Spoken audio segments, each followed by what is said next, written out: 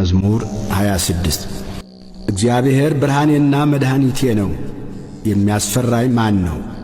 እግዚአብሔር የሕይወቴ መታመኛዋ ነው፣ የሚያስደነግጠኝ ማን ነው? ክፉዎች አስጨናቂዎቼ ጠላቶቼም ሥጋዬን ይበሉ ዘንድ በቀረቡ ጊዜ እነርሱ ተሰናከሉና ወደቁ።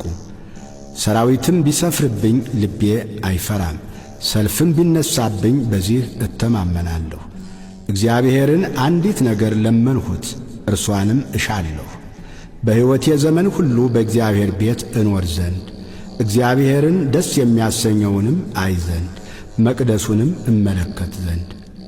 በመከራዬ ቀን በድንኳኑ ሰውሮኛልና፣ በድንኳኑም መሸሸጊያ ሸሽጎኛልና፣ በዓለት ላይ ከፍ ከፍ አድርጎኛልና። እነሆ አሁን በዙሪያ ባሉ በጠላቶቼ ላይ ራሴን ከፍ ከፍ አደረገ።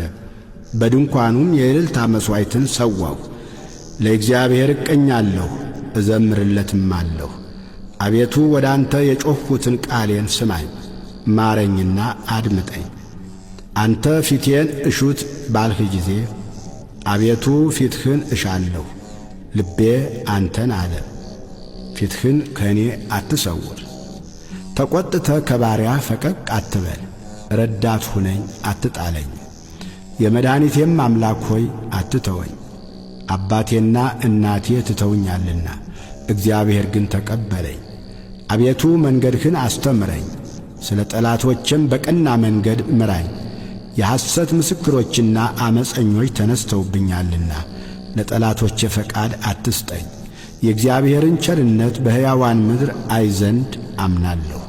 እግዚአብሔርን ተስፋ አድርግ፣ በርታ፣ ልብህም ይጽና። እግዚአብሔርን ተስፋ አድርግ።